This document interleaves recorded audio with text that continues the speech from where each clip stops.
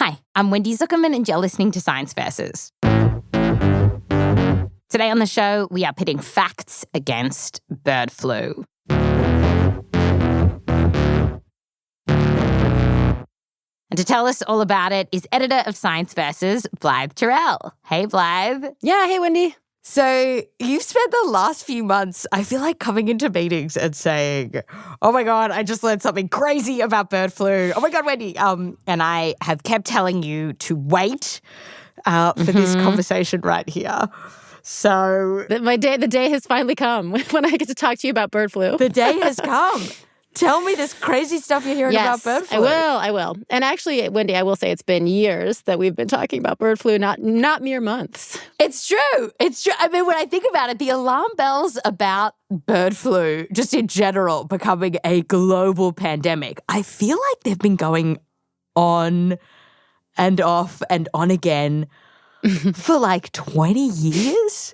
I mean, to be honest, it is feeling a little boy who cried wolf at this point. I mean, has something changed? Yeah, right. Yeah, what's different? That is an extremely fair question. I can say there are a few things that have kind of tipped things over the edge here. And for one thing, we have had like poultry farms being hit super, super hard. So right now, the biggest outbreak of bird flu in U.S. history is sweeping across this country, leaving millions of hens dead. Since the outbreak started in 2022, the avian flu has impacted more than 135 million birds. We're hearing about these super high egg prices. You can't find eggs, which is partly because of bird flu. Eggflation is back with a vengeance, and it's cooking the family's grocery budget. Are they going up more? Are all the birds going to die? Wendy, I've seen reports of egg smuggling, like people getting busted bringing eggs across the border. Also, like in New York City, in the Bronx, the bodegas are like selling egg loosies. Like, you can usually buy like one cigarette at a time. They're selling like 2 eggs at a time. In Australia too, eggs crazy expensive right now. Supermarkets empty, kind of like the pandemic where the toilet paper used to be, just like it's kind of like that, but for eggs. Yeah, and I mean it is really like blowing up beyond chickens and eggs. So, at this point they found the bird flu in like all sorts of animals, more than 450 species. Recent tests show avian flu was detected in foxes, raccoons, skunks, and even domestic cats. Many health experts are calling this a global pandemic of animals. The UN has called the spread in animals, quote, unprecedented, actually. And then, all this is happening while the Trump administration is making cuts to science and to a bunch of the agencies that handle public health in the U.S. Right. So with all this going on, we are just getting this steady drumbeat of headlines and news reports saying that this bird flu is the real deal. No more boy who cried wolf, Wendy. It's only a matter of time before this thing could totally blow up and land us in another global pandemic. What I'm here to tell you is this is a very serious threat to humanity. When we say we are in emergency mode, that is the mode we are in right now. Could potentially lead to another pandemic. Oh, man. Are they right? That's what we're going to find out after the break.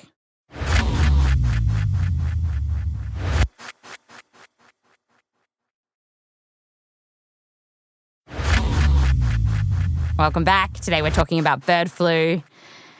Blythe is about to tell us if this is going to be the next pandemic.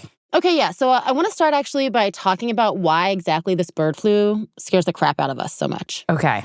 And a huge reason is that generally speaking, this type of bird flu, H5N1, can be really deadly for humans. Like some of the warnings out there say that if we do get a bird flu pandemic, it could kill 100 million people. Why do they think that? Yeah, so there's a couple reasons, right? So, if you look at past flu pandemics, like often a lot of people get sick, and this flu has a really high fatality rate. So when humans get this kind of bird flu, it tends to kill 50 to 60% of the people who get it. And, with the caveat that there are some people who get bird flu and we don't know about, so maybe that death rate is a little high. But still, over the past few decades, on and off, about 1,000 people have been diagnosed with this, H5N1, and about half of them have died. Whoa. And so how exactly are people dying from bird flu? So when bird flu gets really bad in a person, they can get this terrible fever, they can't breathe, they might go into respiratory failure, and sometimes their organs will fail too. They can get inflammation in their brain, It can be really bad. So bird flu has been going around for a while now, every now and then killing people over the last 20 years. What's been happening recently? So over the years, there's been all these different types. And I mean, I've been talking about H5N1, sort of this umbrella type. But then several years ago, something changed the game here. So H5N1 has been making virus babies, let's call them. Each one a little different. These are different clades. Clades is what they're called. And then this one called 2344B popped up. 2344B, it's called. I didn't realize that when they started calling those coronavirus variants Delta and Omicron that they were being all fancy with us. Yeah, I know. We didn't realize most of the time it's these really nerdy number names that are a little bit hard to keep track of. Okay, so but this 2344B, that is what people are freaking out about right now. Yeah. Mm-hmm. And I mean, that's because when it started showing up in wild birds, it was clear that something was really different about this guy. Okay. I talked about this with Seema Lakdawala, who is a virologist at Emory University. And so Seema came across this because she works with other nerds who monitor bird flu like worldwide. And she remembers first hearing about this virus from some other scientists out of the UK. I would say 2021, where like birds were just falling out of the sky dead. Wait, they were like literally falling out of the sky dead? Yeah. Yeah, that's their description. We've had more birds fall out of the sky. Like, it is bad. I actually watched a video of this bald eagle with bird flu, and it's like flying down to the ground, and it stumbles, and it like can't really land, and it's trying to walk, and it's going around in circles, and it's just like shaking its head all over the place. Gosh. It's really sad. And so scientists are seeing all these awful deaths in birds. And of course, what can happen with bird flu is that it moves with the birds, who also move. So it makes its way to other countries, including the US. And we start seeing it in wild birds and in chickens. And this is like late 2021, 2022. Okay. And so in the US, what we do when this happens, when it shows up on like a poultry farm, whatever, we kill those birds. And we are killing millions of birds, which is definitely like one thing that can make eggs more expensive, right? You got fewer birds, you get fewer eggs. Right.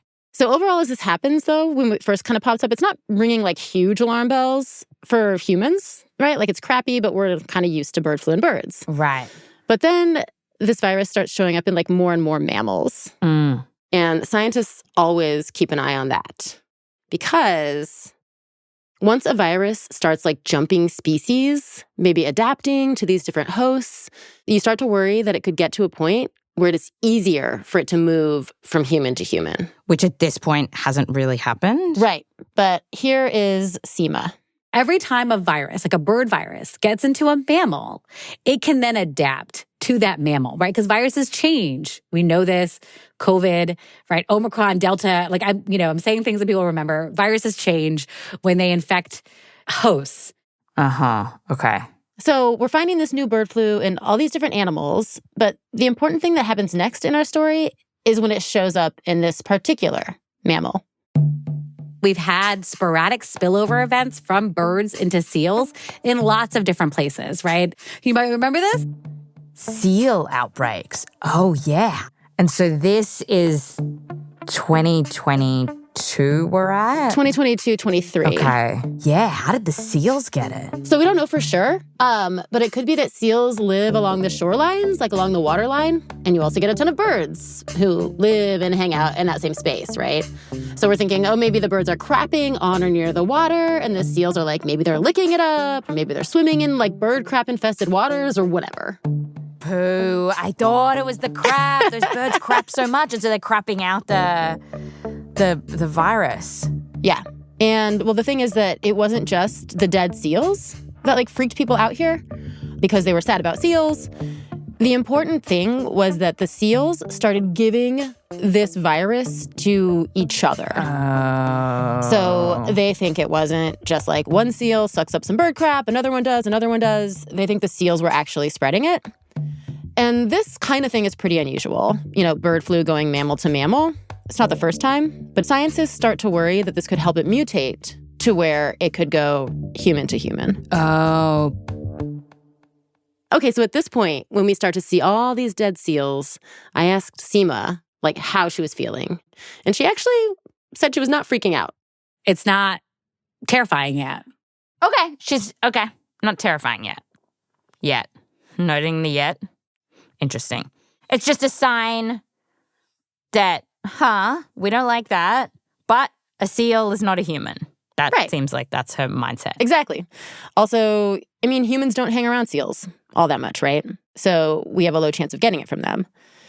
Which kind of leads me to what you might be wondering, which is, when does it get terrifying for people like Seema?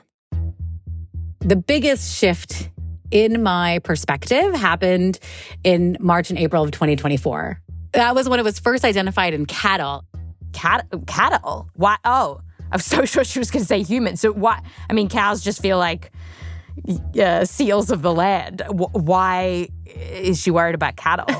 I believe that's actually what farmers call them, is the seals of the land. So they got those big eyes, you know. Sure, charismatic megafauna.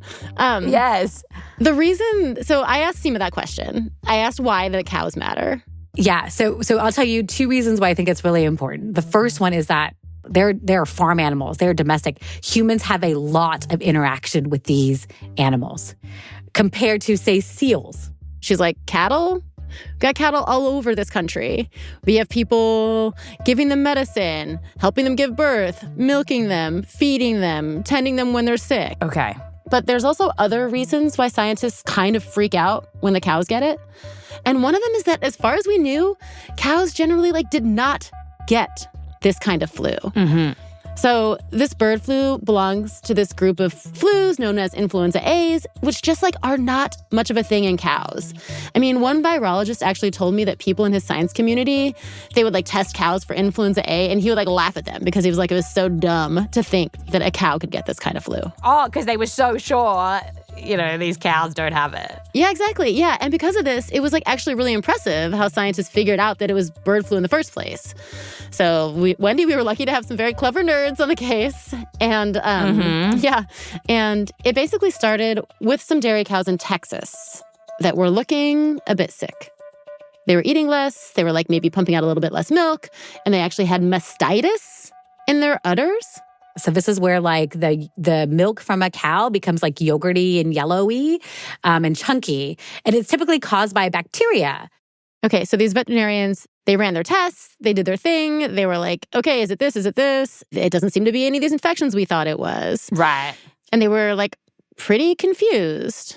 And so then a veterinarian went on the farm and noticed some dead birds and a neurologically sick cat, a cat with neurological symptoms. Whoa. This is House. This is Yeah, right? It's super again. Detective work. Right. And then, of course, they work out that it's bird flu. And the bird flu was giving the cat neurological symptoms and the cow's mastitis. Yeah, right? Which is kind of crazy. And what's interesting here is that they didn't just pop a swab up the cow's nose and swirl it around in there. They also tested the milk. And what they found was massive amounts of virus in the milk. And when I talk about massive amounts, it is scary how much virus is in the milk of a cow. And I'm talking 10 million to 100 million infectious particles in 1 milliliter. 1 milliliter of milk. Oh, gosh. Was the virus alive? I mean, are we drinking that virus? The virus that is actually in the milk is alive. Are we drinking it? If you are drinking pasteurized milk, right, pasteurization does seem to kill the virus. Okay. From everything I found. There's been a lot of research on this where they're the pasteurization process seems to make the milk safe. Right. Now, where you might run into problems, Wendy, is if you are drinking raw milk. Yes. Which is, the whole point of it is it's not pasteurized, right? Right. For real, it is not a good idea to be drinking that right now. People are playing with fire because they could be straight up drinking bird flu. Got it. Do not drink raw milk in this moment. Correct. If you take nothing else away, Wendy, take that away from this. It's taken away. Yeah. And the same goes for unpasteurized cheese, by the way. And oh. Yeah. And we actually do know that eating bird flu virus, like it can get animals sick. And in fact, it's one way that cats are getting it, by drinking raw milk or eating raw pet food. And raw pet food, which can be like stuff like ground up chickens or turkeys, that has made some cats sick and some of them have died. Oh, and eggs? Is it okay to eat eggs right now? Yeah, they say basically as long as you're, cooking up your eggs well, they think eggs are safe. Don't be Gastoning in this moment. Oh my God. 5 dozen eggs. Don't do it. Right. Don't Gaston your way to getting bird flu, please. The other thing that I would just want to point out is that it's showing up in cows, and we're like really not doing all that much to stop it. Like definitely not to the level of what we do with other animals, chickens. We're not killing the cows in the same way we would the chickens. Yeah, exactly. And I mean, it kind of makes sense that we're not killing the cows because like what's reassuring is that a lot of the cows are surviving. It's not like they're getting super, super sick from this bird flu. So then, so we're seeing all of these animals get it. We're up to last year with the cows. Yeah, so once it gets into cows, it starts spreading among the cows like crazy. Oh, gosh. So it's so far been found in more than 1,000 herds of cows in 17 states in the U.S. Mm-hmm. And I will tell you one more thing, Wendy. Oh, yeah. So this is also one of the most interesting things that I've learned. Yeah, so to go back to one of the big concerns here, that we end up in a situation where the virus gets in more and more animals. Now that the cows have it, we think a whole bunch of new animals might also be at risk. Yeah. And that's partly because of this disgusting and kind of fascinating thing called a manure lagoon. Oh, it sounds like a 90s band. You wish it were a 90s band, Wendy. And here's Seema. When a cow is sick, it say with H5 or with any bacterial infection, it has to be milked, right? It's inhumane to not milk a lactating cow. And so it is this like yogurt chunkity milk, right? This mastitis milk. So it does not make it into our drinking milk. It gets collected separately. And then it is poured into, typically on farms, into what's called a manure lagoon. Oh, no. And this manure lagoon is this large area where there's water. So there's always birds like feeding at it. The milk is not treated in most cases before it is poured in the manure lagoon. And again, just remind you, like I said, 10 million to 100 million infectious virus particles per small milliliter. This is one of the ways in which we think that peri-domestic animals on farms, near farms, are getting infected, right? Because it's just in the environment. Oh, no. Don't put the milk in the manure lagoons. Oh, my gosh. So it's just in the environment. It's just out there. So there's all this potential for humans to now get infected, not just from the cow to human interface, but also the cat human interface and the rodent human interface and the raccoon human interface and the opossum. I'm sure those opossums are also getting it. So where are we at now? Yeah. So after the break, we hear what happens when humans get this new type of bird flu. Coming up.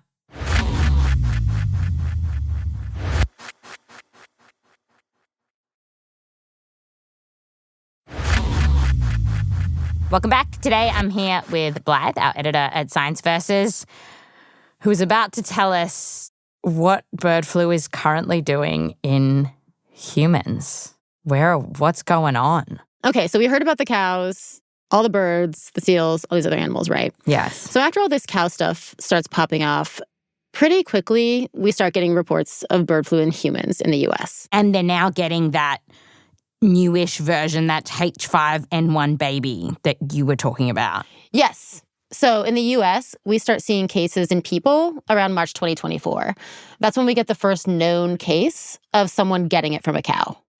And actually, scientists think that not only is this the first time that they know about that bird flu has gone cow to human, they actually think that this is the first time they know about that any mammal has given bird flu to any human. Oh, because we normally get it through the birds. Right, yeah. We normally get it directly from a bird. Okay. And some people in the U.S. do start getting it from birds, too. So overall, in the past couple of years, we've seen about 70 known cases of this bird flu in the U.S., of this H5N1 baby. 70 known cases. And so what's happening now when people get it? Are they Are they getting really sick?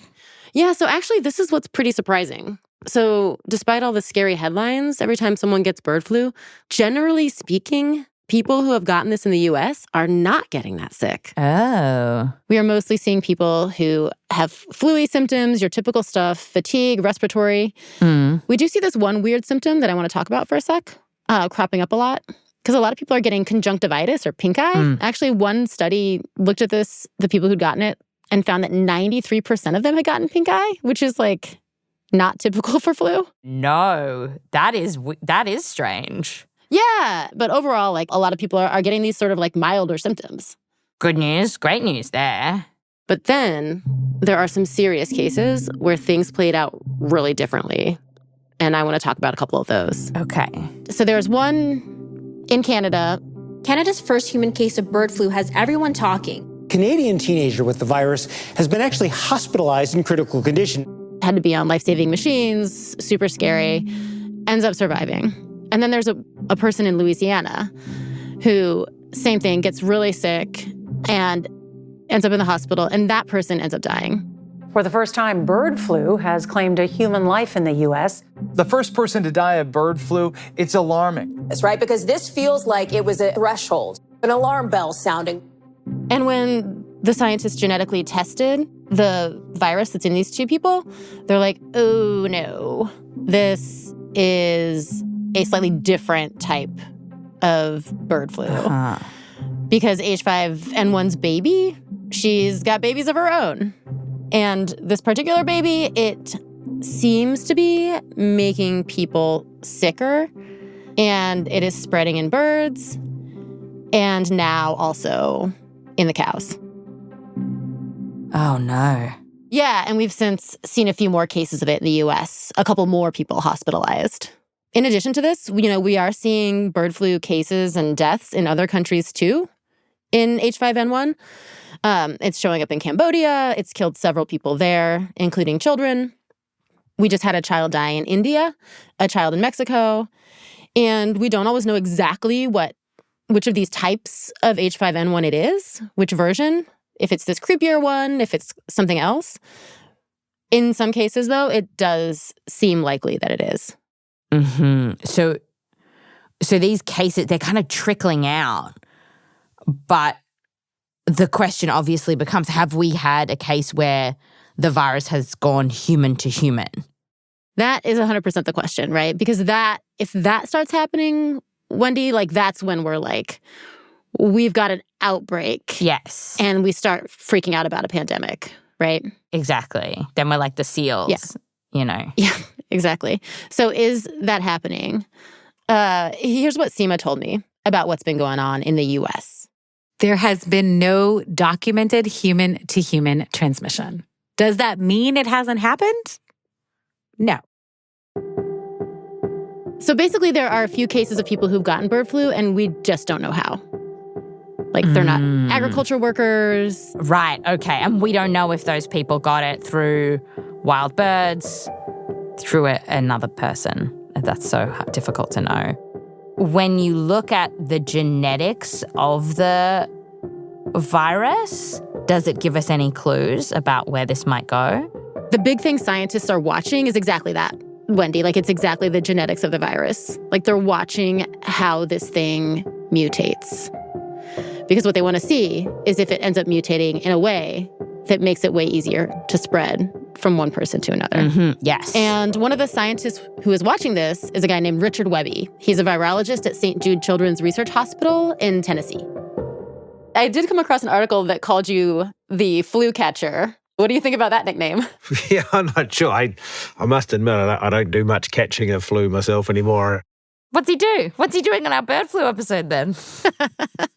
He was mostly like, my kids aren't in daycare anymore. Oh, okay. So Richard tells me that flu viruses, including bird flu viruses, are generally really good at mutating. And that's partly because when they get inside an animal or a person and start making copies of themselves, they tend to make a whole bunch of little mistakes. And then in some cases, those mistakes are very helpful and like help them adapt. Right. So they can then infect seals and cows and other animals. Yeah, exactly. And so I asked Richard, at this point, how likely do you think it is that this H5 virus will start moving from human to human? Yeah, I know you're shaking your head. Yeah, if you can see it. You love this question, I can tell. Love it. I love it a lot, right? What is the risk? So I'll tell you why I find that difficult to answer. If we look today, so right now, today, even let's look at the virus that's in cows, even the viruses that we get from people that have been infected, they still have all of the characteristics of bird viruses. They want to be infecting birds. Yeah, like they look like the virus that you're pulling out of a goose or a chicken or a turkey or whatever. I mean, they haven't like really adapted to be good at infecting humans. Got it. Generally. Which is good news, except... The problem is this virus could be 2, 3, maybe even 1 mutation away from changing that. Yes. So scientists don't think it'll take that much mutating at all to get to a version that could have the capacity to spread more easily. And actually, there was like a big paper that was looking at this in the lab and actually identified 1 mutation. They were like, oh, if you flip this switch... That's all it takes. That's a version that'll probably be easier to get into people. And we do know that this bird flu can get certain mutations like this out in the wild. Because, you know, those 2 patients, Wendy, who got really sick and one of them died? Yeah. They were sick for so long that scientists think the virus did mutate inside their bodies. And when they looked at the virus's genetics, like some of the virus in those people did have mutations that might have made it easier to spread from person to person. Wow. Which is interesting because it didn't in those cases. Yes, right. Which brings me to perhaps like a kind of surprisingly optimistic point. Some good news, if you'll have it. I'll take it. I'll take some good news. So like, we've seen it mutate. It's gotten into a fair number of people. It hasn't yet broken out, as far as we can tell, in any meaningful way. And Richard told me that like scientists are like really debating what that means. So some people look at that, you know, even some experts look at that and say, H5 can never become a human pathogen. And that's... Really? They say it never can? That's right. That's just not able to do it, right? They say it would have happened by now if it could? Right. Huh. That's right. It could. I mean, the argument against that, I'm not in that boat. I think the virus probably can, but the barrier to it making those key changes is relatively high. Yeah, that's interesting. And that's not really a gamble we want to make. Right. Yeah. And there's this other thing that could happen that could screw us on this. It is called reassortment. And it's where different types of flus are kind of able to mix together. So the deal with that is like, say I get infected with the regular human flu and I'm a poultry worker and I go in to work and I get exposed to bird flu. And like both of these flus manage to get inside my body at the same time. What can happen is that they can kind of mix and match inside of me. And that is reassortment. And that's actually like that process has triggered, one scientist told me, basically all the major flu pandemics in modern history. Oh, where a human flu or a human adapted flu basically has virus sex with an animal flu.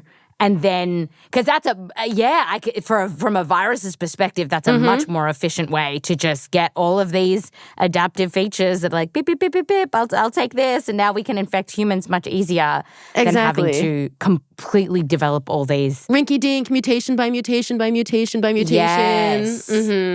So that's another thing that they're really watching for. Oh, okay. So that good news was short-lived. I know. It always is, isn't it? On Science Versus. I mean, and overall big picture, like when we talk about these viruses and how this flu is mutating and what could happen, where it could go, how it could mix with other viruses, what scientists told me is that it's a numbers game. You know, the more chances you give it, the more you give it chances to have virus sex, the more likely it is that it'll mutate into something that I can give to you and that you can pass along. Yeah.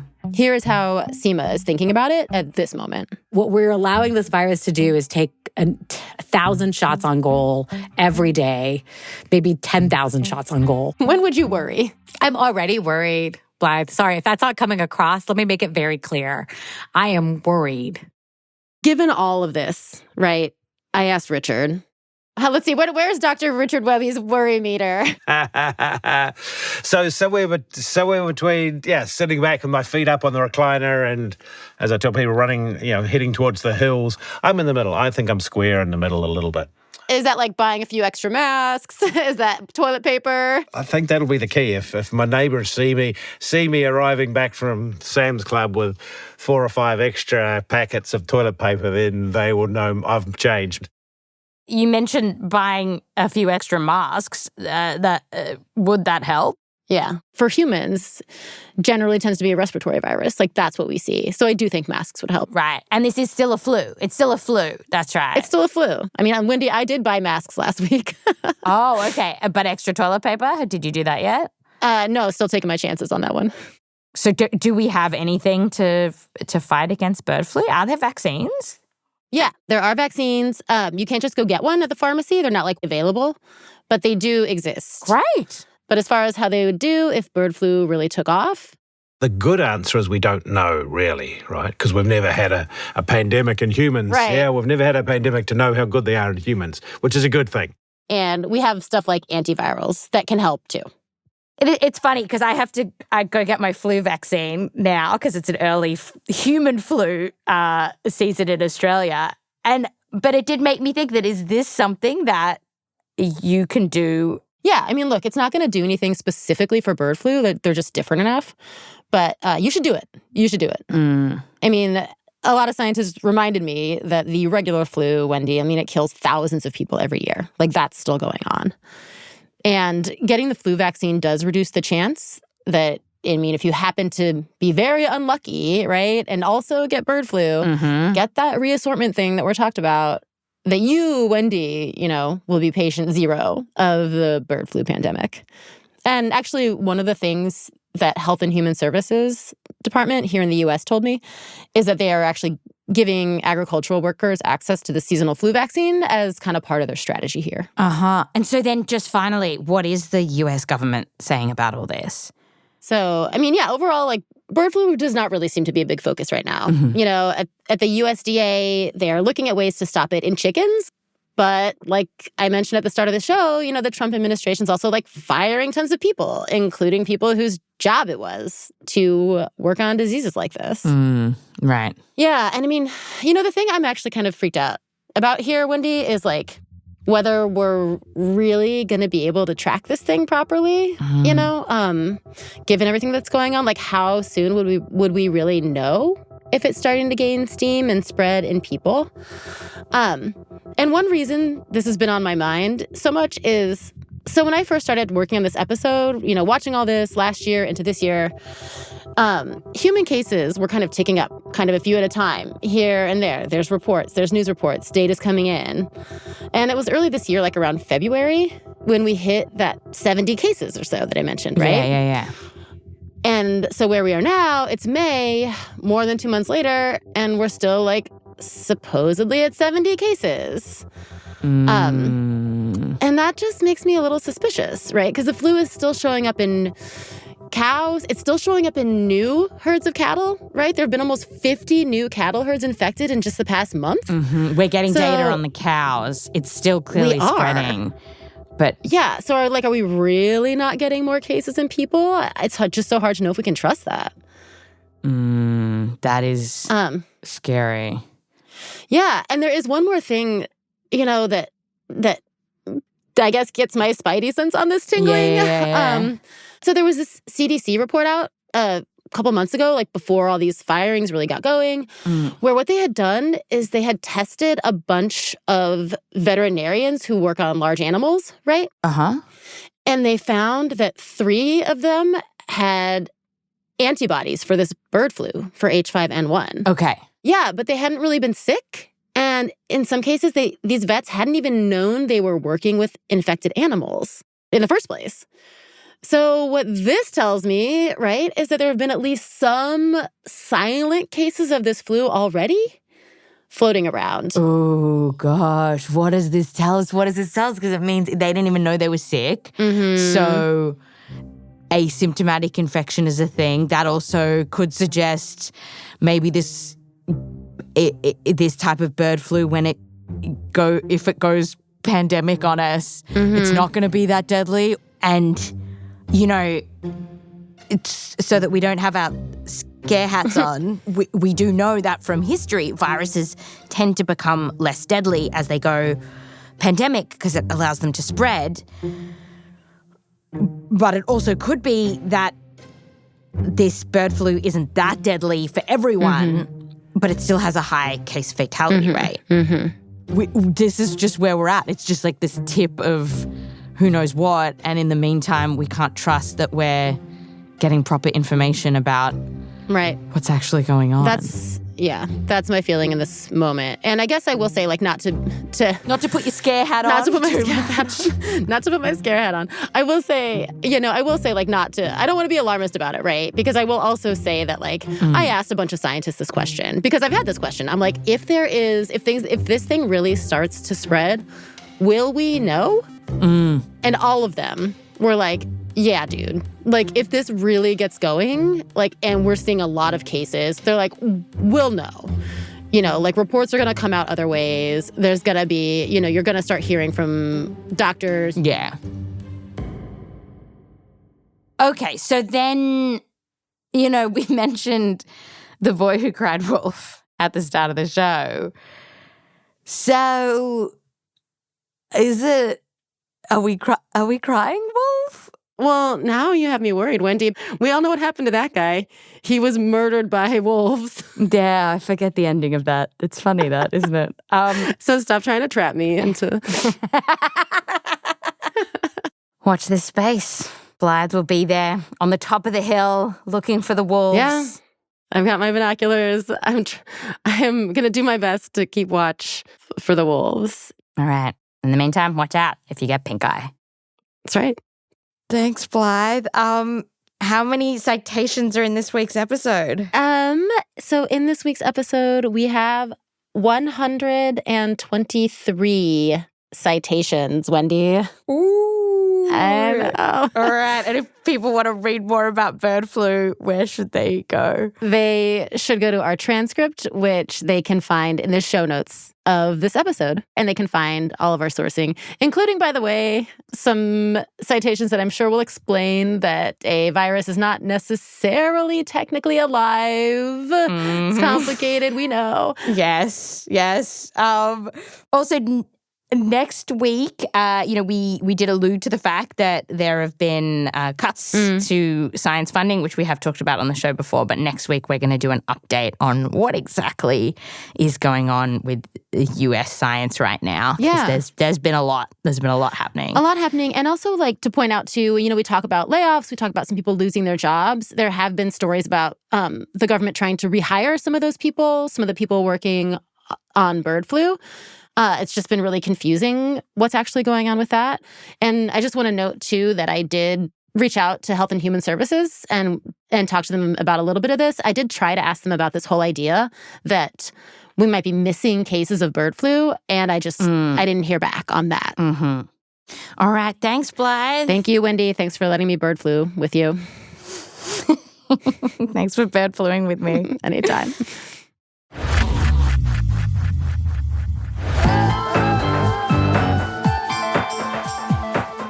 This episode was produced by Blythe Terrell with help from me, Wendy Zuckerman, Michelle Dang, Rose Rimler, Meryl Horn, and Akedi Foster Keys. We're edited by Blythe Terrell, mix and sound design by Bobby Lord and Sam Bear, fact-checking by Erica Akiko Howard, music written by Boomy Hidaka, Peter Leonard, Emma Munger, So Wiley, and Bobby Lord.